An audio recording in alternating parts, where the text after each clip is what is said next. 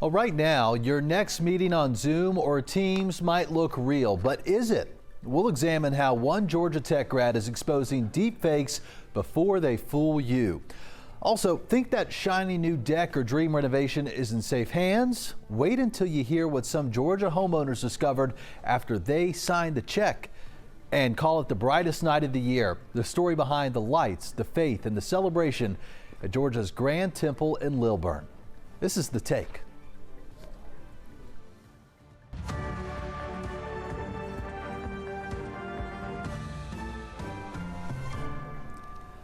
Hello and welcome to The Take. I'm Dane Kennedy, and today for Chessie McNeil. And this is The Take, where we go beyond the headlines and look at why and how stories are impacting your community. Experts will share what they know, and we'll have a little fun too. Well, as many as 25,000 demonstrators, they marched through downtown Atlanta over the weekend during the No Kings protests. This is an aerial view of them on Saturday as the protesters started at the Atlanta Civic Center and made their way to the state capitol, about a mile-and-a-half walk. Many held signs and American flags to send a clear message to President Trump's actions after returning to the White House 9 months ago. The head of the march, Stacey Abrams, Senator Raphael Warnock, and Georgia Congressman Hank Johnson all addressed the crowd and urged them to fight back. Demonstrations also took place, in DeKalb County, with hundreds marching down La Vista Road in the area of North Lake Shopping Center. They were there for more than an hour, chanting and holding signs. Several people told 11Alive News they were concerned about democracy and science not being supported, issues that are personal to people like Ellis Jones. Help! Help! Help! Help! And you know, the demonstration's mostly peaceful, but one protest in Marietta turned confrontational. Witnesses say that a man driving a pickup truck took a protester's flag and argued with demonstrators before driving away. Another man tried to grab the flag, but the truck driver then pushed him to the ground. Police eventually tracked down the truck driver after he had left the area. Officers retrieved the flag and then let him go. Organizers claim the protest brought out more than 7 million people nationwide in around 2,700 events across 50 states, and for the most part, a sigh of relief for local law enforcement. Let's recap what went right and, if anything, what went wrong with Dr. Thaddeus Johnson from the Georgia State Department of Criminal Justice. Thad, great to have you back on the show. Hey, great to be here. Great to be here. You know, we just saw you Friday talking about this going into the weekend, and now that it's over, what's your first reaction, both here in the Metro and across the nation?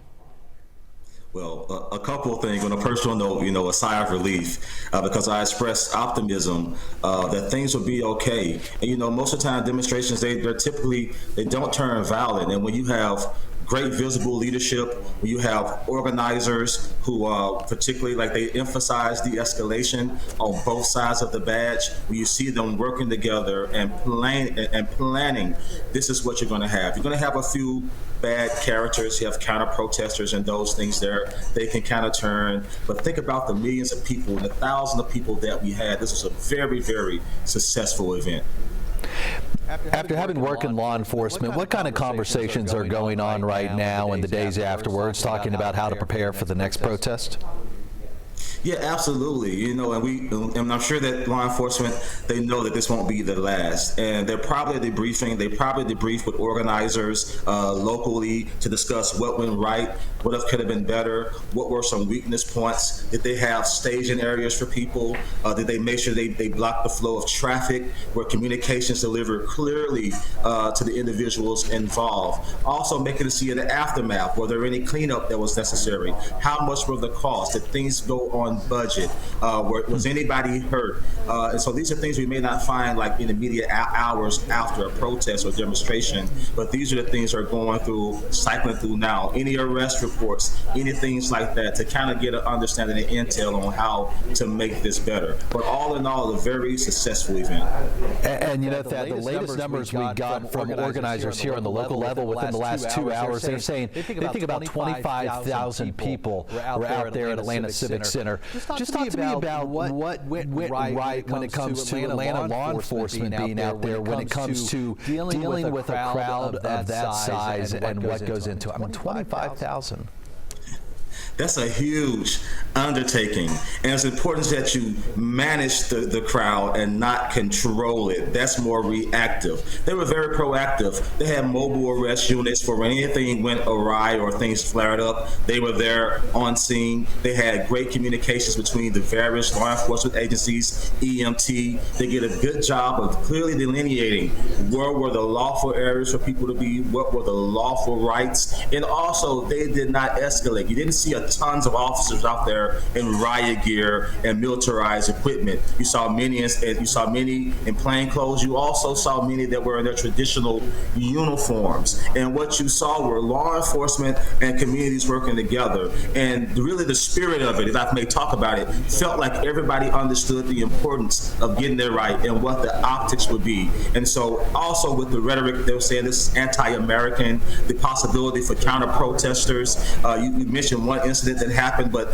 think about of all the possibilities, and that's the one thing that they were able to stifle very quickly because they were mobile. They made sure they had exit plans, egress and regress. So it was almost, if you think about it, it was a case study in how you manage crowds and how you work from DeKalb to Marietta all the way into Atlanta City as well. And you know, we had some of these protests back in June as well, and there were some counter protesters there, to your point, during that incident, and there were some arrests that we saw at the time too, mostly because folks wouldn't leave the street when they were being asked to. If you had to give a grade to the local police here in Atlanta and give a grade to the organizers for how they did over the weekend, what grade would you give and why? Absolutely. I would give an A. You know, it's a couple things, and the reason why is because they were not escalating tactics. They, the way they approached it, almost as they followed best practices to the T. The work between law enforcement and the organizers and other local leaders, to see our leaders out there up front to bring a sense of civility and direction to what's going on with it. These are the things that you really see goes correctly. And if you think about across the nation, even when you had incidents flare up, it was generally secondary incidents in very small fractions. We're not even sure it was part of the primary and be within the purview of control of the organizers. And even when those things happen correctly, you don't hear about use of force. You don't hear about tons of excessive force. You don't hear of anything where officers tend to escalate. They really responded and reacted. Also, the organizers make sure that everybody was trained in de-escalation tactics, their volunteers, and made sure that they were unarmed and emphasized those things that can escalate risk. So all in all, I give them an A because there's always room for improvement. There you go. As a professor, you know, we're always looking for that plus, right? Yeah, absolutely. And I just can't give it, but they should be very happy and very pleased in the city of Atlanta, across the nation, with organizers and law enforcement. What a great day. Dr. Thaddeus Johnson, we appreciate you joining us today, and we'll see you again soon, I'm sure. Thank you. And hey, watch our full coverage with speeches from the No Kings rally right now here on 11Alive Plus. And you're watching The Take. We'll be back with plenty more. Gaza's fragile ceasefire faced its first major test Sunday as Israeli forces launched a wave of deadly strikes, saying Hamas militants had killed 2 soldiers. Meanwhile, an Israeli security official said the transfer of aid into the territory was halted. Joining us now is NBC's Washington correspondent Alice Barr. Alice, good to see you this morning. You know, we knew this was always going to be fragile, but only 1 week in, and this ceasefire seems to be hanging by a thread. Has aid started flowing back into the region? Good morning. And yes, it was right to always view this with a little bit of a skeptical air. This question of aid is one of the most pressing. There's no question. We've all seen the levels of desperation in Gaza over the past 2 years, really. And now we are hearing that aid trucks were lined up at the border to head into Gaza this morning. We've seen images of that. And Israeli Prime Minister Benjamin Netanyahu said that aid would resume today. It did pause over the weekend as part of the Israeli retribution to strikes launched by Hamas terrorists, is how they're phrasing it. It's not entirely clear if Hamas leadership was even involved in these strikes that Israel said killed 2 Israeli soldiers. And then caused Israel to respond with a wave of deadly strikes and that pause in aid. So the bottom line is that it's a little bit difficult to understand exactly how many trucks are actually crossing into Gaza. Prime Minister Netanyahu has said one of the main border crossings in Rafah would remain closed indefinitely. There hasn't been a date yet on that, but there are other aid crossings where humanitarian supplies that are in such high demand, food, medicine, are going in, and that is all supposed to be resuming today, though humanitarian agencies say it's just still not enough. Alice, the White House has a vested interest in this, given the role they played in the negotiations. And we're hearing from the vice president saying that he might go visit there. Is that right? I mean, what does that hope to accomplish?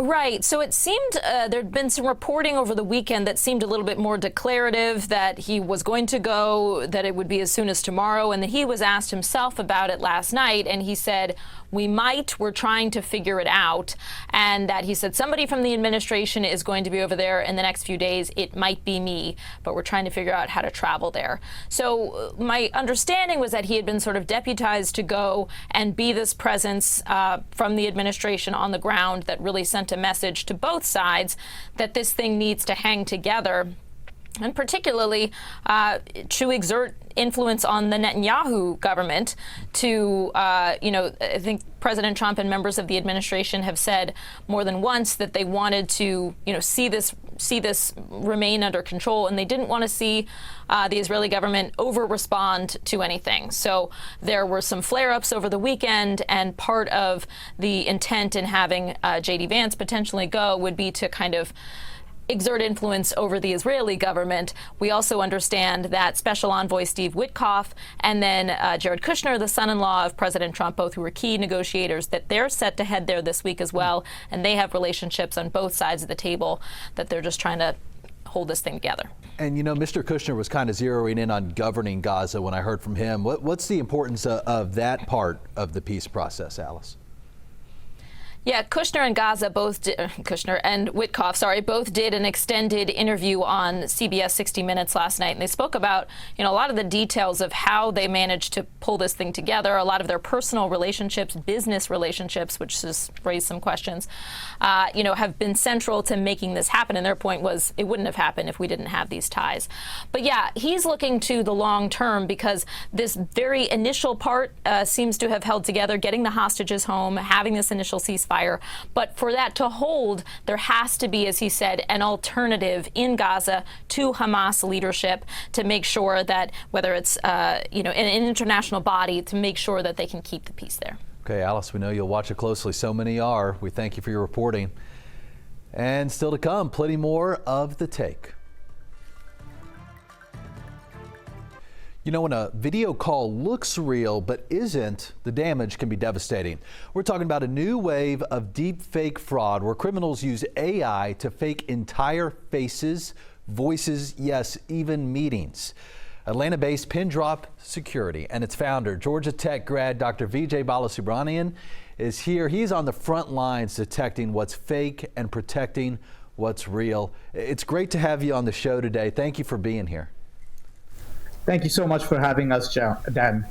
Vijay, I want to ask about these deep fakes and just how convincing they are these days. And really just, it seems like the threat is evolving so fast. Yeah, it is. When we started doing deepfake research, we started doing it about 8 years back. But over the last couple of years, it's rapidly exploded.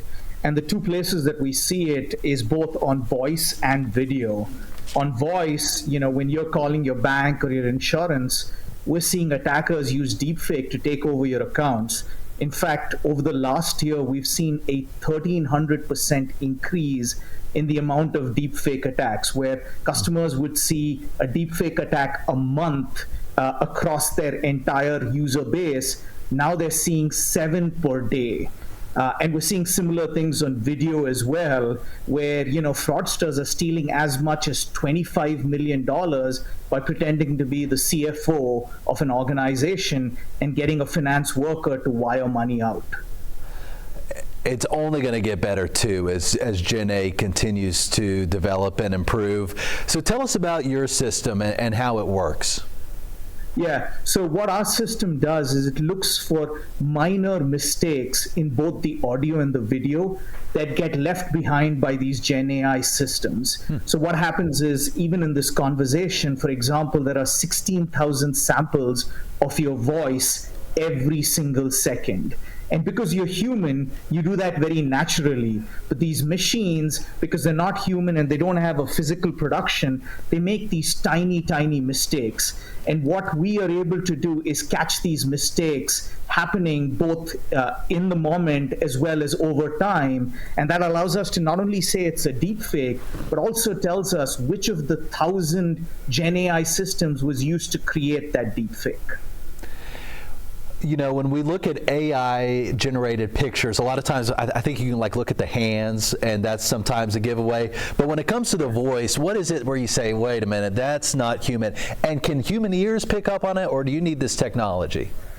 No, you need good AI to beat bad AI. You know, we did this study, and what we found is humans in detecting a deep fake in the audio space have about 38% accuracy, which is worse than a monkey with a random coin toss. So, you know, it's one of those things where we're either overcorrecting because we think everything is a deep fake, or we are believing everything. And so we are really, really bad because our brains tend to pattern match. So when you hear your loved one, you almost immediately go to that warm, happy place. Whereas this is where you need technology. And before, what we used to see is pauses. So pauses between the time someone was typing something and the Gen AI system saying that. Now, the latest deepfakes have no pauses. And even on the video side, all the small little things that humans could pick up, like moving your hand in front of your face, have all gone away with the advances. BJ, I got about 20 seconds left. Can we ever stay ahead of this, or is it going to be a never-ending cat and mouse game? No, we absolutely can stay ahead. What we're finding is we're able to catch these. We're catching them when North Korean attackers are trying to get in through interview jobs. We're catching them at finance organizations. And we're catching them for your everyday citizen when they're getting a call from their loved one. So we absolutely think this is solvable, just like the internet became better over time. BJ, it's great having you on this show. Hats off to what you've developed. And it goes to show, you know, the fight against deepfakes, not just a Silicon Valley story. It is happening here in our backyard, thanks to you. Thanks to Georgia Tech and the great education that they provide. We're super excited to lead this fight. BJ, thanks. And plenty more for you coming up. This is The Take.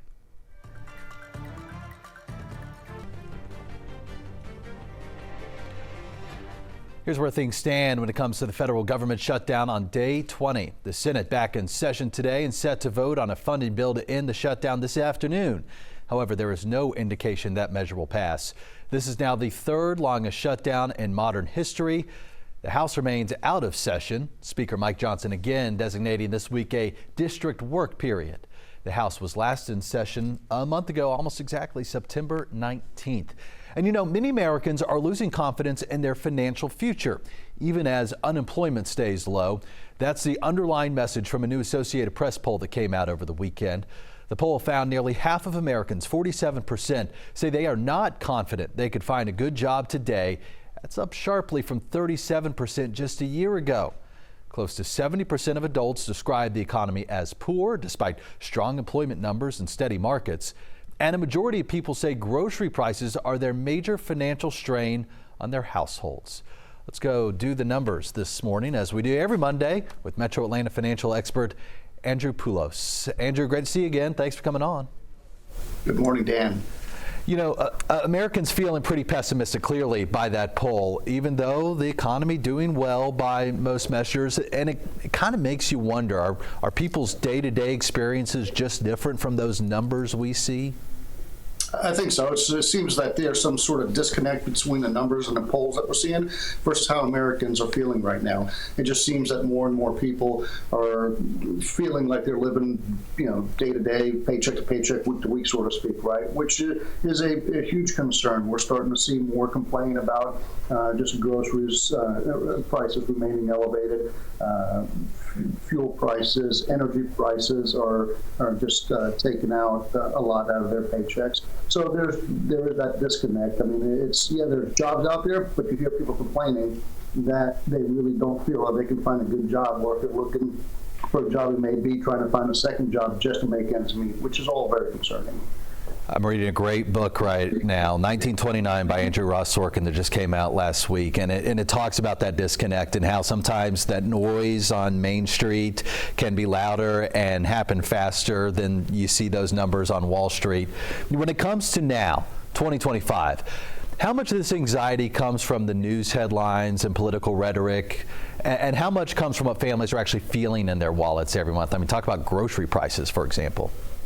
Yeah, I mean, look, the headlines obviously bring anxiety and concern to households, but I think at the end of the day, it's what is at home. When you take your paycheck home and you spend it and you have nothing left, or you're trying to make ends meet until the next paycheck, that's what Americans are concerned about. And I think, rightfully to some extent, probably you got a good majority of Americans who felt optimistic going into this second administration of President Trump, based on how the first one was, where the economy was booming, people were optimistic, people felt better. This one just hasn't quite worked like that just yet, right? There's just other factors going on. We have the shutdown right now, and I'm sure people are feeling anxiety and pessimism right now about the economy being shut down, the government being shut down, I should say. How much longer will that last? And we're also coming up 2 weeks from now, if that, we're coming up into open enrollment healthcare. That is a major point of contention for most Americans. Healthcare is just super unaffordable, and people are complaining about it. Something has to change.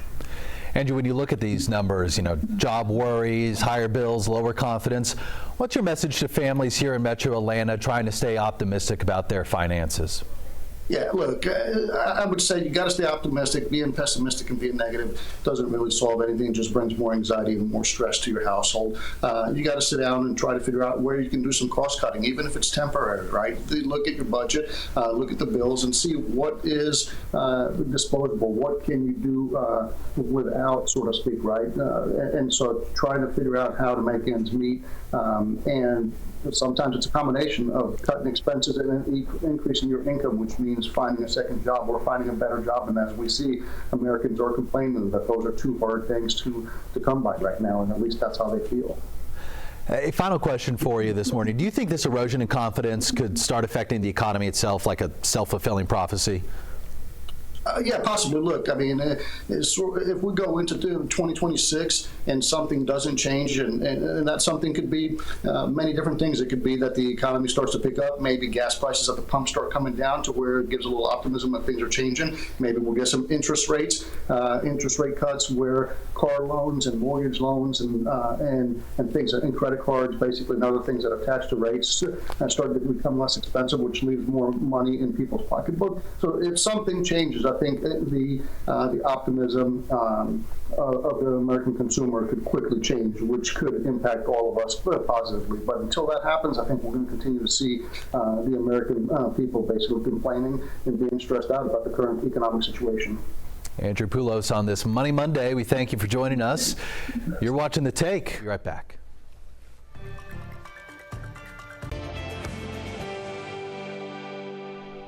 Okay, we've all heard the horror stories. A home remodel that drags on for months, jobs that never get finished, or projects that fall apart right after you pay the bill. Consumer advocates say every year home repair complaints are among the most common. Senior investigator Rebecca Lindstrom knows. She gets the calls all the time, I am sure. So when it comes to trying to find the right contractor or handyman, it can just be so tough, Rebecca. We get emails and calls from viewers all the time who say there is just so little accountability in this process. And, well, they're right. The reality is that finding the right person for the job, whether big or small, really is going to fall to you. But just as frustrating is that research process, because that also isn't always obvious. And what do you mean by that, not so obvious? We met one woman, her name is Eve Overland. She is building a deck, and we went out to talk to her in DeKalb County. She hired Richard Bonacore with Echelon Restoration and Construction to build this deck. And after seeing him on another project, she thought, oh, this guy would be great for the job. So she paid him $28,000. And after all of that money, she felt that the workmanship was poor and the project was weeks past deadline. So she fired him and she hired another company to start the project completely over. And she told me these new contractors have done more work in 4 days than Richard did in almost 4 months. She calls this whole process financially devastating. We immediately saw a bow in the frame, right? And I took a picture and I said, hey, there is a bow in the frame. And then he likes to, it's a favorite excuse is it's not done. You know, once we finish it, we'll take that bow out. If you look at any other deck or porch, there's always going to be a bow in everything because wood is a natural material. Okay, so he can explain away everything, but that doesn't take away the bow in the deck.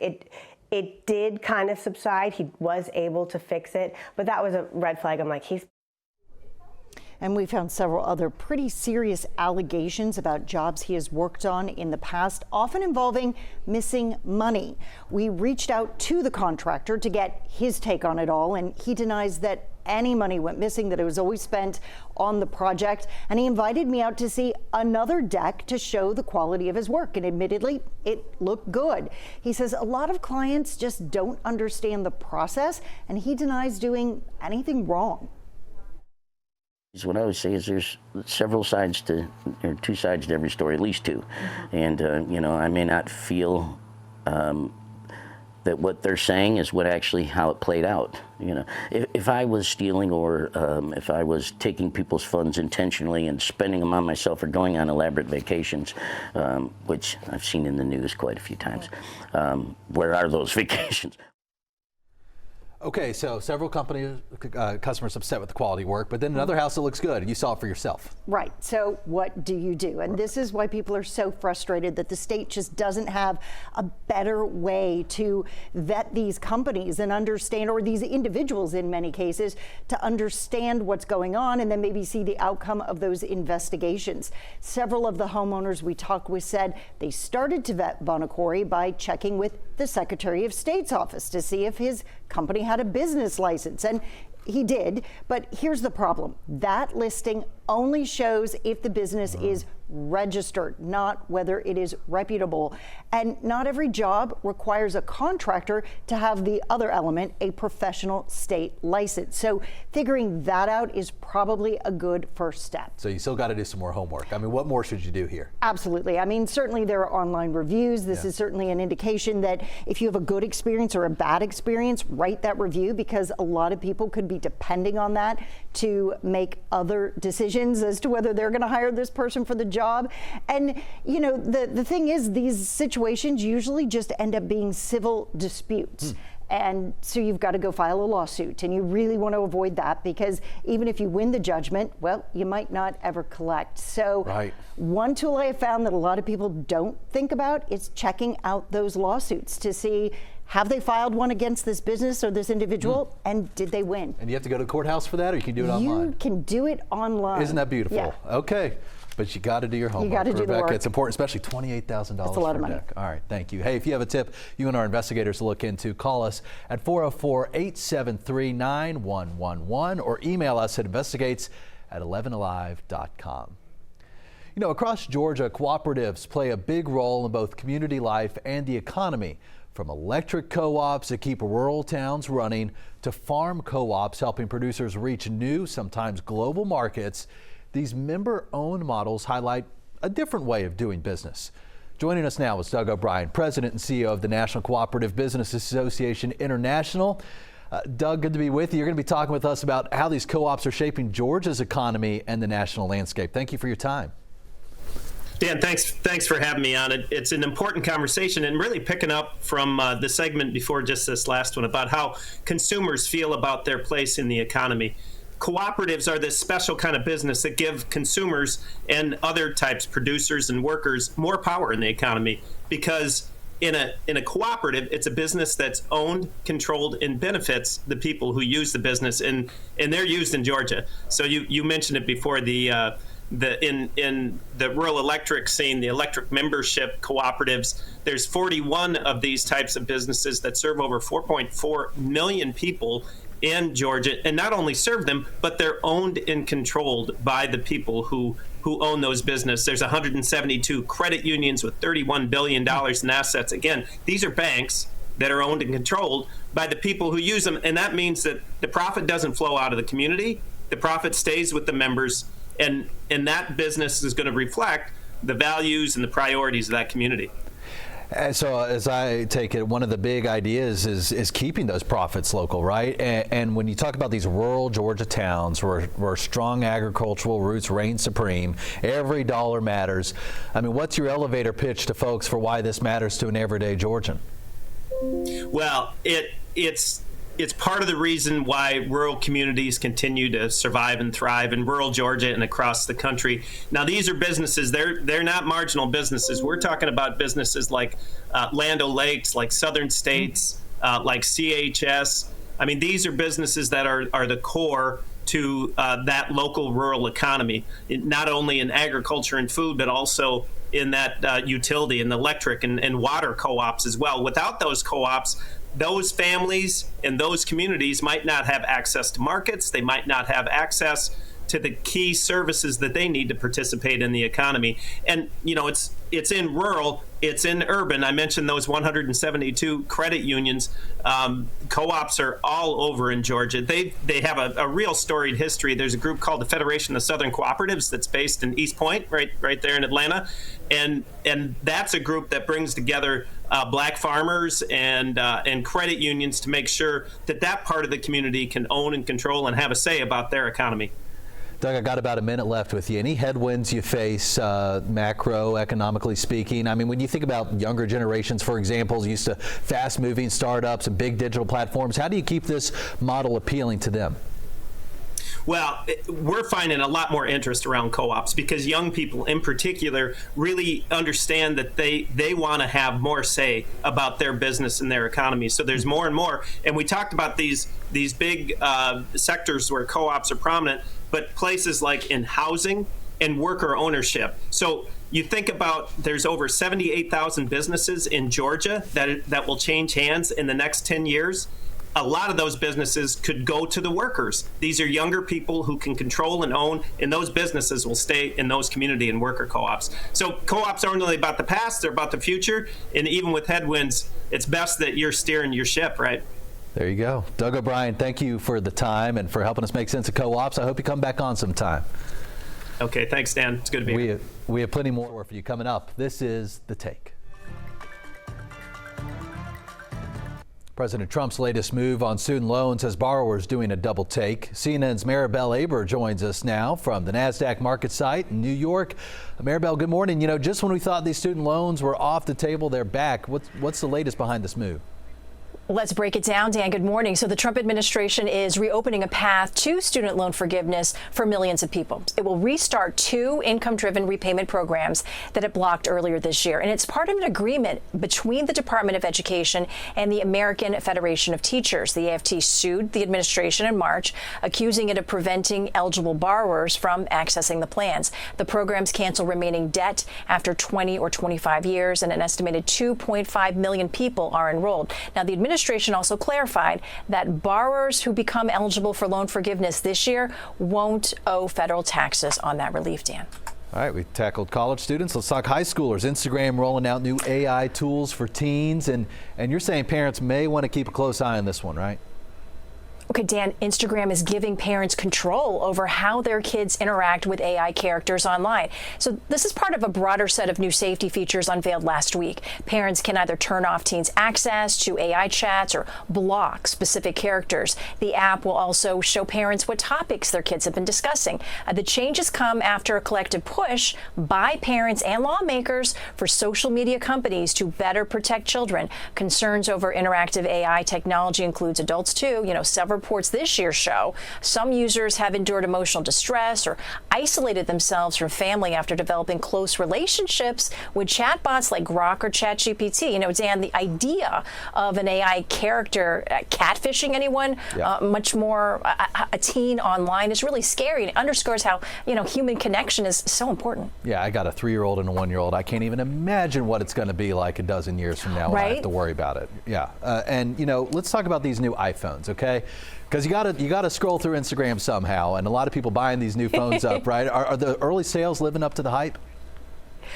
Well, they are, Dan. Apple's iPhone 17 series is actually outperforming its predecessor across the U.S. and China. A research firm Counterpoint says sales of the 17 rose 31% across both markets compared to 14% during the same 10-day period for the iPhone 16. Industry analysts point to the 17's faster chip, better display, and upgraded selfie camera as reasons for that success. Now, the outlier of the group is actually the iPhone Air. It was touted as the thinnest model Apple's ever made. Well, Apple reportedly plans to reduce Air production by 1 million units this year after recent user surveys show they want feature-rich phones, not ultra-thin showpieces. Dan, remember when our minds were blown? We could play music on the phone. Right. I had, what was it, the Razors? I went through like 10 of them. Those broke so easily. Hey, I got to ask you about the morning latte. You know, we all enjoy a nice little morning cup of coffee, but it could get a little more expensive soon, right? What's going on with tariffs here? Well, okay, so retail coffee prices jumped nearly 21% in August amid rising U.S. tariffs on key producers. America imports, over 99% of its coffee beans from Brazil, Vietnam, and Colombia, which face levies as high as 50%. According to research by Toast, the average cup of regular coffee in August was 10 cents higher than last year, around $3.52. So in cities in D.C., the average rose even higher to $4.21 for a single cup. The higher prices, they tend to hit small and mid-sized coffee businesses harder as they often pay more upfront for supply and have thinner profit margins. So look, relief might be coming. Dan, a bipartisan bill exempting coffee from tariffs called the No Coffee Tax Act was introduced in the House last month. Let's see if that's some common ground. That's something both sides can get behind, I think. Maribel, thank you for your time as always. And we have plenty more in store for you coming up. This is The Take.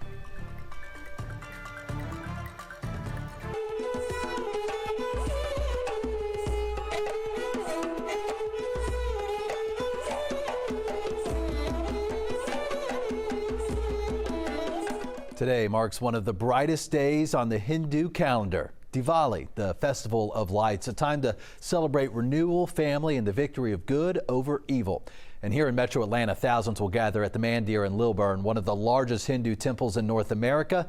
And joining us now is Adarsh Patel, a representative of the Mandir, to share what makes the celebration so special this year. Great to be with you, Mr. Patel. For those who may not be familiar, what does Diwali represent? And why is it such a meaningful celebration in the Hindu faith? Thank you so much for having us. Yeah, and absolutely. Diwali, known as the Festival of Light, it is one of the most widely celebrated festival, not only in India, but across the world. And like you just mentioned, right, it is the inherent theme is the victory of good over evil. And this year, what makes it so special for us, like every other year, is we will be hosting a grand light and fireworks show. And everyone from the community is invited, and we would like for all your viewers to join us today. This will be an amazing show where everyone will be gathered here at 7 o'clock onwards.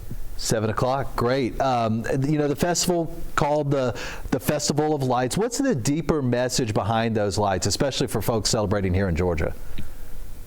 Yes, so this festival itself has been celebrated for centuries, and the idea of light, and what we think about here is wherever there is unity, there is light, right? So the message of communities coming together, friends and families gathering together.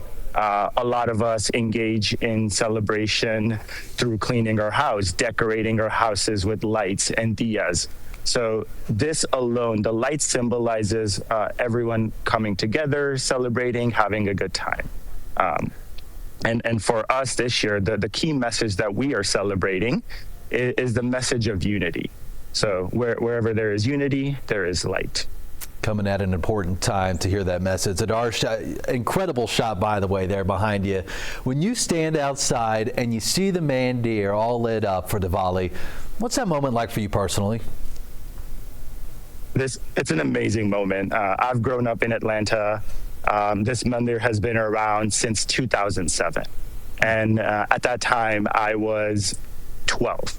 So I helped, I like to think I helped build a little bit of this, did a little bit of volunteerism. But for me, every year when I see this Mandir lit up, it just reminds me the sense of service, the sense of community that this mandir has brought together for us. And for me, as someone who's grown up in Gwinnett County, it's such an exciting time to not only see all of our communities gathering together, but just the greater Atlanta, greater Georgia as a whole coming together. So it just reminds me of how strong everyone is when they all come together. You know, Diwali really sounds like a feast for all the senses, right? You got the colors, the music, the food. What's one thing every visitor should see, taste, or experience while they go out there tonight? Yes, I'll give you maybe two things, right? So the light and fireworks show that I mentioned, that will start at 7 o'clock. So it's about a 20-minute show. So that's 100% the spectacular key moment of the night. But right after that, you mentioned how can we indulge the other senses, right? We have a great food court as well, where there's going to be over 20 plus food items, all Indian, as well as a little bit of American food items thrown in there. So I would encourage all of the visitors to try the amazing Indian delicacies and sweets that we have. Okay, so if folks come out there tonight, just give us the rundown of, again, what time they should start arriving, where should they park, what's the address, give us everything we need to know. Yes. So the logistics, the campus will open itself anytime after 5 o'clock. Visitors are welcome to come in. The first kind of parking will be within our campus, so as many cars as we can park. And then outside of that, we can share further details regarding off-site parking. So I'll email that to you. I'm not entirely sure of those exact details. Yeah. But from that point onward, the show starts at 7 o'clock. And then it's about a 20-minute show. Yeah, great. And by the way, it looks like a perfect night for it. It's certainly a perfect day behind you, perfect blue skies. You know, my final question for you, and we talk about the theme of light overcoming darkness. It just feels so powerful, especially today.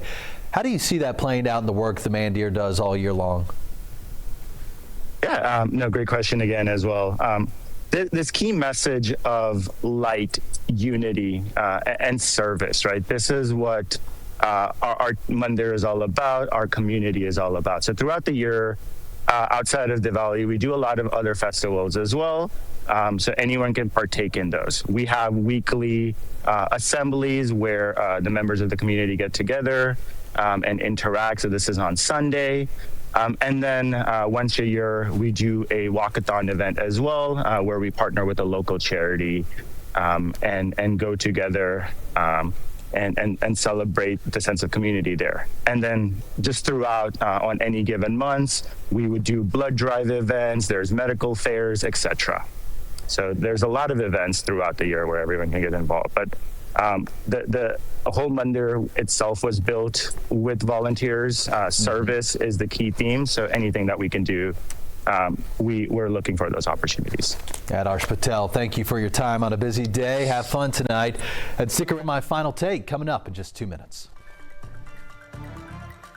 Before we go on this Monday, my final take. It's been a roller coaster weekend for sports fans in Georgia. The Bulldogs pulled off another last-minute win in Athens.